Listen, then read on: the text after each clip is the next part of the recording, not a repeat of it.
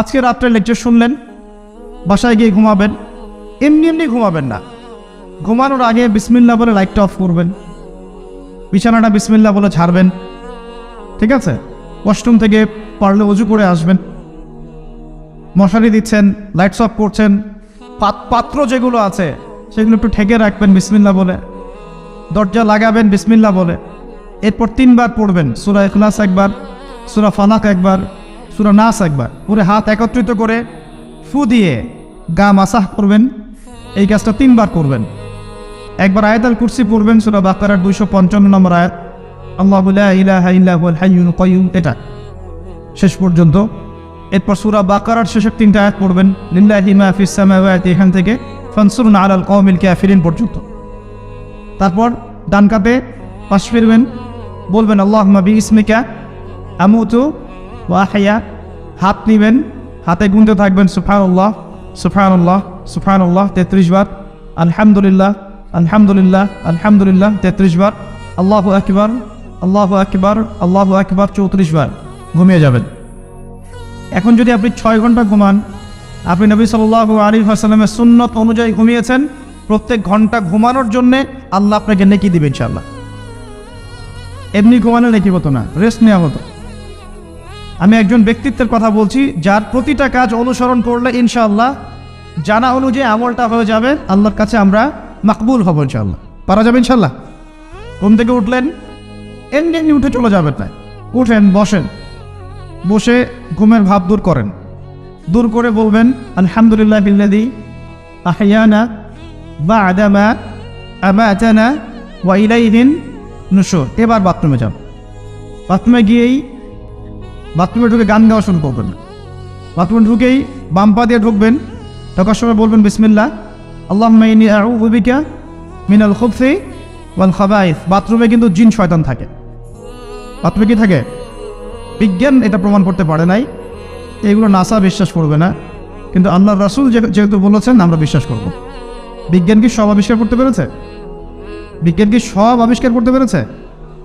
বিজ্ঞানের আবিষ্কার কত পার্সেন্ট? এই মহাবিশ্বের 1%ও না। মহাবিশ্বের 1%ও না। আমাদের দেহের মধ্যেই যে রূহটা আছে, এই রূহটার কি কোনো ব্যাখ্যা করতে পারা গেছে? রূহটা কেমন, কঠিন না তরল না বায়বীয়, ব্যাখ্যা করা গেছে? ইয়াসআলুনাকা আনির রূহ কুলির রূহু মিন আমরি রাব্বি ওয়া মা উতীতুম মিনাল ইলমি ইল্লা কলিলা। আল্লাহ পাক বলছেন, হে নবী, তারা তোমাকে রূহ সম্পর্কে জিজ্ঞাসা করে, আত্মা সম্পর্কে জিজ্ঞাসা করে, তুমি বলে দাও এটা তোমার রবের আদেশ মাত্র। রবের আদেশে এসেছে, আদেশেই চলে যাবে। আর এ বিষয়ে তোমাদেরকে বেশি জ্ঞান দেয়া হয় নাই। তাহলে এই জ্ঞান কি দেয়া হয়েছে আমাদেরকে? জ্ঞান দেয়া হয়নি। আর জ্ঞান কি আমরা নিজেরাই প্রডিউস করি না আল্লাহ পাক জ্ঞান দেন? কোনটা? আল্লাহ পাক কি বলছেন? আল্লামাল ইনসানা মা লাম ইয়ালাম। মানুষকে আল্লাহ পাক সেই জ্ঞান শিক্ষা দিয়েছেন যা মানুষ জানতো না। তার মানে সৃষ্টিগতভাবে আমরা জ্ঞানী ছিলাম না। আদম আলাইহিস সালামকে সৃষ্টি করে আল্লাহ পাক কি করছেন? ওয়া আল্লামা আদামাল আসমা কুল্লাহা। আমি আদমকে সৃষ্টি করে তাকে সমস্ত নাম শিক্ষা দিয়েছি, আল্লাহ পাক বলছেন। তা আদম আলাইহিস সালাম কি সৃষ্টিগতভাবে জ্ঞানী ছিলেন, নাকি আল্লাহ পাক তাকে জ্ঞানী করেছেন? কোনটা? আল্লাহ পাক জ্ঞানী করেছেন। সো জ্ঞান কার পক্ষ থেকে আসে? আল্লাহর পক্ষ থেকে। এটাই হচ্ছে ওয়াকুলিল হাক্কু মির রাব্বিকুম, হক বা সত্য জ্ঞান তোমার রবের পক্ষ থেকে আসে। ফালা তাকুনান্না মিনাল মুমতারিন, তুমি সন্দেহবাদীদের অন্তর্ভুক্ত হয়েও না, আল্লাহ পাক বলছেন। তো বাথরুমে জিন থাকে এটা বিশ্বাস করলাম তো। এবার দোয়াটা পড়লেন, এবার আপনি ইস্তেঞ্জা সারলেন, তারপরে বের হওয়ার সময় বলছেন গুফরানাকা। কি বলছেন? গুফরান। আরেকটা দোয়া আছে, আলহামদুলিল্লাহিল্লাযী আযহাবা আনিল আযান ওয়া আফানি গুফরানাকা। ওযু করবেন, অজুর আগে বলবেন বিসমিল্লাহ। অজু করার সময় খুব বেশি পানি অপচয় করবেন না, কারণ অপচয়ে সবচেয়ে পটু জাতি এখন মুসলিমরা। অপচয়ে সবচেয়ে পটু জাতি মুসলিমরা। রাষ্ট্রীয় সম্পদ অপচয় করে, গ্যাস অপচয় করে, তেল অপচয় করে, পানি অপচয় করে, সময় অপচয় করে, সবই অপচয় করে। নিজের হায়াতও অপচয় করে।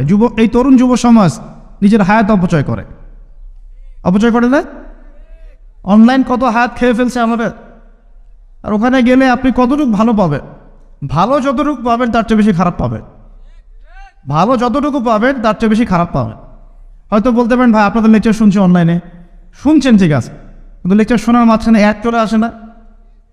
লেকচার শুনলেন, ভালো কথা, আলহামদুলিল্লাহ। একটু পর দেখবেন একটা নগ্ন মেয়ের ভিডিও চলে আসতেছে, একটা গান চলে আসতেছে, আর এগুলো সব অ্যালগোরিদম কিন্তু মুসলিমরা আবিষ্কার করেছিল।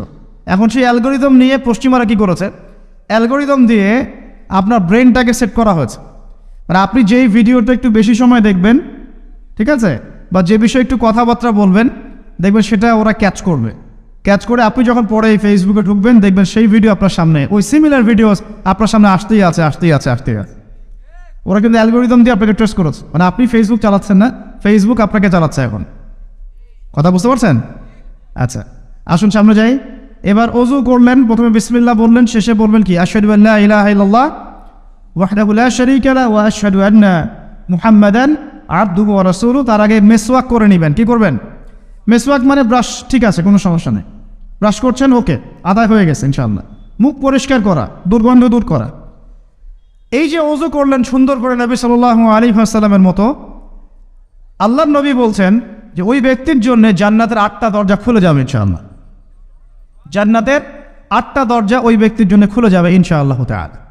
এবার আপনি কাপড় পরছেন, এমনি পড়লেন নাকি না, পড়ার সময় ডান দিক থেকে পড়ছেন এবং বলছেন আলহামদুলিল্লাহিল্লাযী কাসানি হাযা ওয়া রাযাকানিহি মিন গায়রি হাওলিন মিন্নি ওয়ালা কুওয়া। আপনি কাপড় পরলেন নাকি পাচ্ছেন আলহামদুলিল্লাহ। আয়না দেখছেন, ফ্রেশ হচ্ছেন, চুল আঁচড়াচ্ছেন, আপনি ডান দিক থেকে স্টার্ট করেন। এবং এখানে বলে রাখি যে বর্তমান যে চুলের কাটিংগুলো চলছে, এইসব কাটিং চলবে না। এই ডানে বামে কোনো চুল নাই আর মাঝখানে চুল দিয়ে এইসব কাট চলবে না। যদি একদম ছোট করতে চান তাহলে সামন পেছন সমান হবে, আর্মি ছাট, একদম সামন পেছন সমান। আর না হলে বাবরি, কানের লতি এই পর্যন্ত আপনি রাখতে পারেন। যার নাই তার তো প্রশ্নই নাই, যার নাই তার তো আর বলে লাভ। যার আছে, নবীজি বলেছেন সাল্লাল্লাহু আলাইহি ওয়াসাল্লাম, যার চুল আছে সে যেন চুলের যত্ন নেয়। কে বলেছেন? দেখেন, ইসলাম আপনাকে চুল আশ্রানো শিখিয়েছেন। আপনি ইসলামে কি চাচ্ছেন? ইসলাম এমন একটা দিন বা জীবন ব্যবস্থা যেখানে আপনি জীবনের প্রতিটা বিষয়ের সমাধান তো পাবেনই, ইভেন আপনি চুল কেমন করে আশ্রাবেন সেটাও ইসলাম আপনাকে শিখাবে। চাল হায়েজ হয়েছে, নেফাস হয়েছে, হ্যাঁ, অজু ইস্তেঞ্জা করেছেন, টয়লেট করেছেন, কিভাবে পবিত্রতা অর্জন করবেন, গোসল ফরজ হয়ে গেছে, কিভাবে গোসল করবেন, কিভাবে নামাজ পড়বেন, কিভাবে পরিবার চালাবেন, কেমন করে ব্যবসা করবেন, কেমন করে সমাজ চালাবেন, কোন বিষয়টা বলা বাকি আছে কোরআন এবং হাদিসে বলেন তো? একটা বিষয় দেখাতে পারবেন যেটা কোরআন এবং সুন্নায় নাই? এটাই তো প্রমাণ করে যে ইসলাম আল্লাহ রাব্বুল আলামিনের পক্ষ থেকে নাজিলকৃত সর্বশ্রেষ্ঠ এবং আসমানি গ্রন্থ, আসমানি দিন, যেটা আল্লাহ পাক জমিনবাসীর জন্য নাজিল করেছে। কিভাবে আপনি কম্পেয়ার করবেন কোনটা সত্য কোনটা মিথ্যা? আপনি সবগুলো ধর্মগ্রন্থ নিয়ে বসে দেখেন যে প্রত্যেকটা ধর্মগ্রন্থের মধ্যে কি জীবনের প্রতিটা বিষয়ের সমাধান আছে কি নাই, ঘেটে দেখেন। যদি দেখেন যে না, সবগুলো ধর্মগ্রন্থ ঘেটেছি, শুধু কোরআন এবং হাদিসে পেয়েছি যেখানে প্রতিটা বিষয়ের সমাধান আছে, তাহলে নিঃসন্দেহে এটা আল্লাহ পাকের পক্ষ থেকে এসেছে, সহজ। আর যখন জেনে যাবেন এটা আল্লাহর পক্ষ থেকে এসেছে, তখন আমাদের কর্তব্য তার সামনে আত্মসমর্পণ করা। আল্লাহ পাক আমাদের সবাইকে পরিপূর্ণ মুসলমান হওয়ার তৌফিক দান করুন। ওযু শেষ, এবার যাবেন নামাজে যাওয়ার সময় বাসা থেকে বের হচ্ছেন, আল্লাহর রাসূল শিখিয়েছেন আপনাকে বলতে হবে বিসমিল্লাহি তাওয়াক্কালতু আলাল্লাহ ওয়ালা হাওলা ওয়ালা কুওয়াতা ইল্লা বিল্লাহ। বের হলেন, আপনার সাথে একজন ফেরেশতা থাকবেন ইনশাআল্লাহ, শয়তান দূরে চলে যাবে। মসজিদে যাচ্ছেন, যাওয়ার সময় চুপচাপ থাকবেন, দোয়া পড়বেন, জিকির করবেন। একটা দোয়া আছে, এটাও পড়তে পারেন, আল্লাহ নবী পড়তেন। তিনি বলতেন আল্লাহুম্মা ইজআল ফি কলবি নূরা, হে আল্লাহ আমার কলবে নূর দাও, ওয়া ফি লিসানি নূরা, আমার লিসান বা জিহ্বায় জবানে তুমি নূর দাও, ওয়া ফি সামঈ নূরা, আমার শ্রবণ ইন্দ্রিয়তে নূর দাও, আলো দাও, ঠিক আছে, ওয়া ফি বাসরি নূরা, আমার দৃষ্টিশক্তির মধ্যে নূর বা আলো দাও, ওয়া আন ইয়ামিনি নূরান, আমার ডান দিকে আলো দাও, ওয়া আন শিমালি নূরান, আমার বাম দিকে আলো দাও, হ্যাঁ, ওয়া মিন খালফি নূরান ওয়া মিন তাহতি নূরা, আমার উপরে নিচে তুমি নূর দাও। আল্লাহুম্মা ইজআল ফি নাফসি নূরা, আল্লাহ আমার নফসের মধ্যেই তুমি নূর বা আলো দাও। এরকম দোয়া আছে, আরও অনেক শব্দে আসছে। এটা ছোটটা বললাম, এটা বড় ভার্সনও আছে। এই দোয়াটা অনেক বড়, তো এই দোয়াটাও পড়তে পারে। নূর বা আলো কার পক্ষ থেকে আসে? দুনিয়াতে যদি আমরা এই জাহেলি পরিবেশে, অন্ধকারাচ্ছন্ন সমাজে আমরা যদি আলো চাই, আল্লাহর নূর ছাড়া কোনো গতি নাই। আল্লাহ পাক নূর দিলে আপনি আলো পাবেন। আল্লাহ পাক খিদর আলাইহিস সালামকে নূর দিয়েছিলেন না? নৌকা কেন ফুটা করছেন মানুষ বুঝতে পারছে না, খিদর আলাইহিস সালাম বুঝতে পারছেন ফুটা না করলে সমস্যা আছে, জলদস্যু নিয়ে যাবে। মনে আছে গল্পটা? কোন সূরায়? কোন সূরা? সূরা কাহফ। বাচ্চাকে কেন হত্যা করলেন মানুষ বুঝতে পারছে না, মুসা আলাইহিস সালামও বুঝতে পারছেন না। খিদর আলাইহিস সালাম বলছেন এই বাচ্চাকে হত্যা না করলে বড় হয়ে বড় কাফের হতো, আর পুরো বাবা মাকেও পর্যন্ত কাফের বানাতো। দেয়ালটা কেন নির্মাণ করলেন মুসা আলাইহিস সালাম বুঝতে পারছেন না। খিদর আলাইহিস সালাম বলছেন এই দেয়াল নির্মাণ না করলে এর নিচে এতিম 2 বাচ্চা রেখে যাওয়া বাবা মার সম্পত্তি ছিল, মানুষরা নিয়ে চলে যেত, এই কারণে করেছে। তো যা সবাই বুঝবে না, যা সবাই দেখবে না, যা সবাই উপলব্ধি করতে পারবে না, আপনি যদি সেটা দেখতে চান, শুনতে চান, উপলব্ধি করতে চান, তাহলে আল্লাহর নূর লাগবে। কি লাগবে? আল্লাহ পাকের নূর এমনি নিয়ে আসবে না। আগে ফরজিয়াতের উপর আমল করতে হবে, নফল আমল বাড়াতে হবে, সুন্নতের উপর পাবন থাকতে হবে, মনের মধ্যে রোগ দূর করতে হবে। মনে অহংকার রাখলে নূর আসবে না, মনে হিংসা বিদ্বেষ রাখলে নূর আসবে না, সারাদিন গীবত তহমত সমালোচনা গালিগালাজ করে নূর আসবে না, হারাম খেলে নূর আসবে না। এক কথায় তাসকিয়া বা আত্মসুখ দিয়ে অর্জন না করতে পারলে নূর আসবে না। আর আল্লাহর নূরওয়ালা মানুষদের কাছে গেলে ইনশাআল্লাহ নূর আসবে। এরকম মানুষ তো খুঁজে পাওয়া এখন মুশকিল না? আমরা মোটামুটি সবাই দিন দিন কেমন জানি বস্তুবাদী হয়ে যাচ্ছে। বস্তুবাদী মানে দুনিয়ার ফিকিরটা বেশি, দুনিয়া ঠিক রেখে তারপর পরকাল করতে চায়, তাই না ভাই? আল্লাহ পাক আমাদেরকে বোঝার তৌফিক দেখ যে এই দুনিয়ার জীবনটা সংক্ষিপ্ত এবং চিরস্থায়ী নয়। আমাদের প্রতিটা কাজ পরকালীন স্বার্থে করা উচিত। আল্লাহ পাক বোঝার তৌফিক দান করুন। নামাজ পড়তে যাবেন, এবার নামাজের মধ্যে চেষ্টা করবেন আযান এবং একামত এর মাঝখানে বেশি বেশি দোয়া করার জন্য। নবীজি বলেছেন আযান একামতের মাঝখানে দোয়াগুলো আল্লাহ পাক ফেরত দেন না। আযান একামতের মাঝখানে যে কোনো দোয়া করবেন ইনশাআল্লাহ আল্লাহ পাক কবুল করবেন, যদি আপনার রিজিকটা হালাল হয়। আল্লাহ পাক তৌফিক দান করুন, আমিন। তারপরে নামাজে দাঁড়ালেন, একামত হয়ে গেছে, এখন কি নামাজ কি আমরা 4 মিনিটে 4 রাকাত নামাজ শেষ করে দেব? আমরা কি 3G 4G 5G নামাজ পড়বো, নাকি নবী সাল্লাল্লাহু আলাইহি ওয়াসাল্লামের মতো ধীর স্থিরভাবে নামাজ পড়বো, কোনটা? আর নামাজের যে কিছু মাসআলা আছে, এই মাসআলা ইখতিলাফি মাসআলাগুলো কি নিয়ে কি আমরা পড়ে থাকবো, নাকি নামাজের ভিতরে যে প্রাণ, আধ্যাত্মিকত্ব, ইহসান, মারিফত, এগুলোর ফিকির করবো, কোনটা বলেন? হাত কোথায় বাঁধবো, পায়ে পা লাগাবো কি লাগাবো না, আমিন জোরে বলবো না আস্তে বলবো, আর কি রফল ইয়াদান করবো কিনা, ব্যাস এই তো আমাদের মাসালা, নাকি? এইগুলো নিয়েই তো আমরা মোটামুটি মসজিদ তো ভাগ করেছি মাশাআল্লাহ অনেক, নাকি? এবং সেগুলোকে আমরা মনে করি যে আমরা জিহাদ করেছি আমাদের মধ্যে। হ্যাঁ, উম্মার ঐক্য নষ্ট হয়ে গেছে। উম্মার ঐক্য কী হয়েছে? নষ্ট হয়ে গেছে।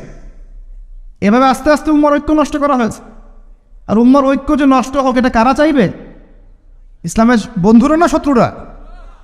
আমরা সবাই মিলে যদি এই পুরো বাঙালি জাতি এবং আমরা উম্মা যারা আছি মুসলিম, আমরা সবাই ঐক্যবদ্ধ থাকি, আমাদেরকে কি হারানো খুব সহজ, নাকি বিভক্ত হয়ে গেলে সহজ? তো বিভক্ত হয়ে যায় এটা কারা চাইবে? নিঃসন্দেহে ইসলামের দুশ্মনরাই চাইবে। তো আমরা বিভক্ত হয়ে যাচ্ছি কারণে অকারণে। তো দেখুন নামাজের মূল জিনিসটা কি? আল্লাহকে পাওয়া। নামাজে দাঁড়িয়েছি, নামাজে কতটুকু মনোযোগ থাকে, কি পড়ি বুঝি কি না, সূরা ফাতিহার অর্থ বুঝি কি না, সেজদায় আল্লাহকে পাই কি না, আমি দোয়া করলে আমার চোখ দিয়ে পানি ঝরে কি না, তেলাওয়াত বুঝি কি না, রুকু ধীরস্থিরভাবে করি কি না, সেজদা ধীরস্থিরভাবে করি কি না, নামাজে কি আমি চুরি করি, এগুলো খেয়াল রাখতে হবে। স্থিরতা থাকবে। অনেকে দেখি নামাজে রুকু করেন, রুকু থেকে মাথা না তুলেই তাবাস করে সেজদায় চলে যান, করেন কি না? এটা নামাজ চুরি করা। এই নামাজ আল্লাহর কাছে কবুল হয় না। একটা হাদিসে আসছে বহু নামাজি আছে যাদের নামাজ শেষ হওয়ার পরে নামাজটাকে নিয়ে তাদের মুখের উপর নিক্ষেপ করে দেওয়া হয়। বলে নাউজুবিল্লাহ। আমরা কি এমন নামাজি হতে চাই? নবী সাল্লাল্লাহু আলাইহি ওয়াসাল্লাম নামাজে দাঁড়াতেন, দুনিয়া ভুলে যেতেন, দুনিয়ার ফিকির থাকতো না, কোনো পা ফুলে যেত, তিনি টেরই পাচ্ছেন না। একটা হাদিসে আসছে নবী সাল্লাল্লাহু আলাইহি ওয়াসাল্লাম এক রাকাতের মধ্যে প্রায় 4.5 পারা কোরআন তেলাওয়াত করেছেন। আমরা তো এতটুকু পারবো না, আমরা জানি, কিন্তু অন্তত পক্ষে 10টা আয়াত যদি পড়ি, একটা সূরাও যদি পড়ি, এটাকে ধীর স্থিরভাবে পড়া যাবে কিনা? যাবে না? একটু অর্থটা বুঝে পড়া যায় না? আমরা যখন সূরা ফাতিহা পড়ি, আল্লাহ পাকের সাথে আমরা কিন্তু কথোপকথন করি। আপনি কি জানেন?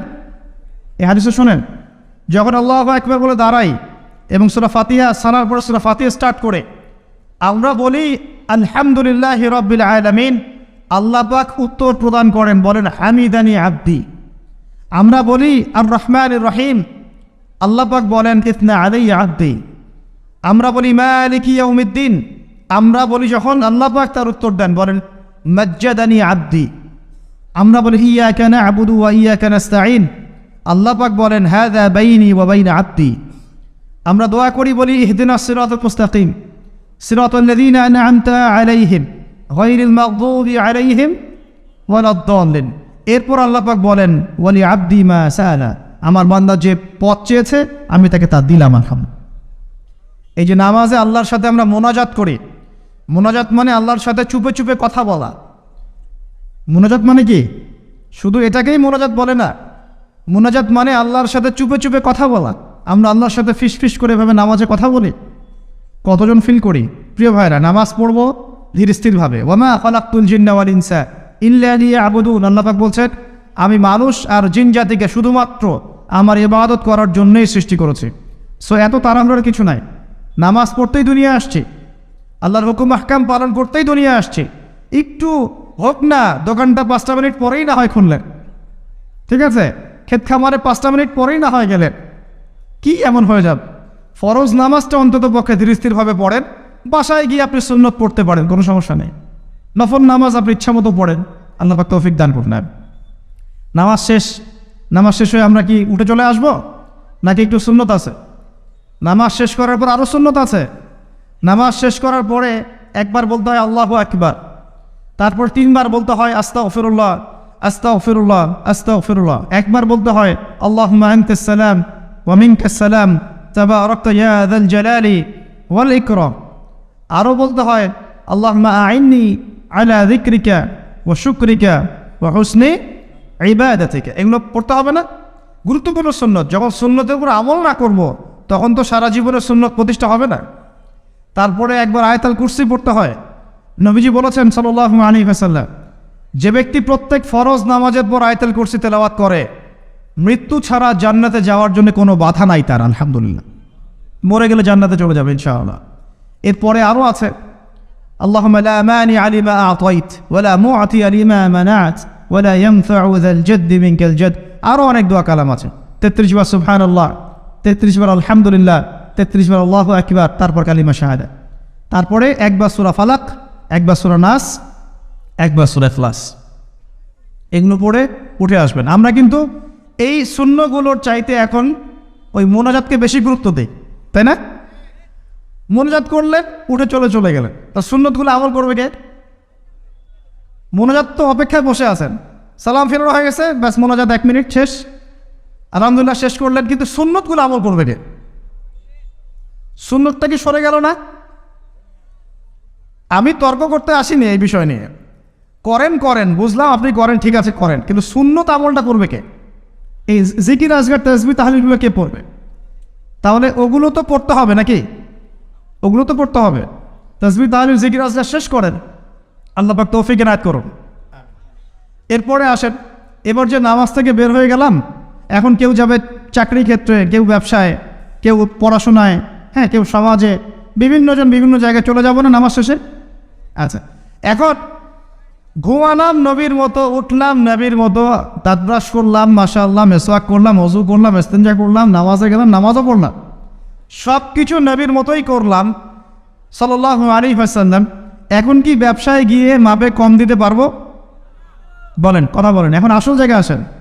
নামাজ তো আলহামদুলিল্লাহ পড়লাম, জিকির আজগার করলাম, তাসবিহ তাহলিল করলাম, কুরআনও তেলাওয়াত করলাম, মাশাআল্লাহ, আল্লাহ পাককে বলে আসলাম আল্লাহ তোমারই ইবাদত করি, তোমার কাছেই সাহায্য চাই, আর কারো কাছে চাই না। এখন কি বের হয়ে আমি যখন চাকরিতে যাব বা ব্যবসায় যাব বা অন্য সেকশনে যাব, এখন কি আমি ব্যবসায় গিয়ে মাপে কম দিতে পারবো কিনা? এখন কি আমি পণ্যে ভেজাল দিতে পারবো কিনা? এখন কি আমি মিথ্যা কসম করে পণ্য বিক্রি করতে পারবো কিনা? এখন চাকরি ক্ষেত্রে গেলে আমি কি ঘুষ নিতে পারবো কিনা? আমি কি সুদ খাইতে পারবো কিনা? আমি কি বাজারে কৃত্রিম সিন্ডিকেট তৈরি করতে পারবো কিনা? বাজারে একটা রেট চলছে, আমরা পলিসি করে দামটাকে মজুত করে বাড়াই দিলাম, মানুষকে একটা ভোগান দিতে ফেললাম, পারবো কি না? এখানে গিয়ে আমানতের খেয়ানত করতে পারবো কি না? দায়িত্ব অবহেলা করতে পারবো কি না? এখানে গিয়ে আমি দুনিয়ার সামান্য স্বার্থে পরকাল বিসর্জন দিতে পারবো কিনা? পারবো? যদি পারি তাহলে আমরা শুধু নামাজে মুসলিম হয়েছি, জীবনের সব ক্ষেত্রে এখনো মুসলিম হতে পারি। আর যদি আমরা জীবনের সব ক্ষেত্রে মুসলমান হতে পারি তাহলে ইসলামের বিজয় আসবে ইনশাআল্লাহ। আমার কথা কি বোঝা যাচ্ছে না কঠিন হচ্ছে? এখন পরিবারে আসলাম, তো পরিবারটা ইসলামী আদর্শে করবো না?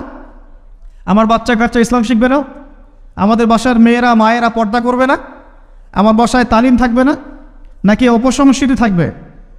নামাজ পড়ে এসেই রিমোটটা নিয়ে বসে যাব এই বেহায়া সিরিয়াল দেখার জন্যে, নাকি মোবাইল ফোনে ঢুকে যাব পর্নোগ্রাফি দেখার জন্যে? নামাজ পড়ে বের হয়ে কি সিগারেট ধরাবো? বন্ধুদের পান্নায় বসে মাদকের আসরে বসবো? নাকি মেয়ের পিছনে ঘুরবো? নামাজ তো পড়লাম, এখন কি হবে? প্রিয় ভাইয়েরা, যদি আমরা প্রকৃত অর্থেই মন থেকে নামাজ আদায় করতে পারি, নামাজ যদি কবুল হয়, আল্লাহ রাসূল বলছেন নামাজ মানুষকে পাপাচার থেকে দূরে রাখে। আল্লাহ পাকও বলছেন ইন্না সালাত তানহা আনিল ফাহশাই ওয়াল মুনকার, নিশ্চয়ই নামাজ মানুষকে সমস্ত পাপাচার থেকে দূরে রাখবে ইনশাআল্লাহ। তার মানে যদি বিশুদ্ধ করে নামাজ পড়তে পারি, আমার পক্ষে সহজ হবে পরিবারটা ইসলামিকভাবে গড়া, আমার পক্ষে সহজ হবে ব্যবসা বাণিজ্য ইসলাম মেনে চলা, চাকরিতে ইসলাম মেনে চলা। সমাজের দায়িত্ব যদি পাই, এখানে কি আমি ন্যায় বিচার করবো না অন্যায় করব? জুলুম করব না ইনসাফ প্রতিষ্ঠা করব? খেয়ানত করব না আমানতদারিতা বজায় রাখবো? আল্লাহ পাক তৌফিক এনায়েত করুন যেন জীবনের প্রতিটা ক্ষেত্রে আমরা ইসলাম ফলো করতে পারি। আমরা পিছিয়ে পড়েছি সুন্নতের অবহেলার কারণে, জ্ঞানের চর্চা ছেড়ে দেওয়ার কারণে, জানা অনুযায়ী আমল না করার কারণে, এবং ইসলাম জীবনের সমস্ত ক্ষেত্রে বাস্তবায়ন না করার কারণে। আমি কি বোঝাতে পারছি ভাই? আরও পিছিয়ে পড়েছি হারাম রিজিক খাওয়ার পিছনে। হারাম রিজিক খেয়েছি, দোয়া কবুল হচ্ছে না, পিছিয়ে পড়ছি আমরা পিছিয়ে পড়েছি আমাদের মা বোনদের পর্দার গাফেলতির কারণে। আপনি যদি কোনো সমাজকে ধ্বংস করতে চান, তাহলে ওই সমাজের মধ্যে বেহায়া মেয়েদেরকে, নগ্ন মেয়েদেরকে ছড়িয়ে দেন। যদি আপনি কোনো সমাজকে ধ্বংস করতে চান, যুব সমাজের মধ্যে মাদক ছড়িয়ে দেন। আপনি যদি কোনো সমাজকে ধ্বংস করতে চান, তাহলে সমাজে নেতৃত্ব প্রদানকারী মানুষদেরকে করাপ্টেড বানিয়ে দেন।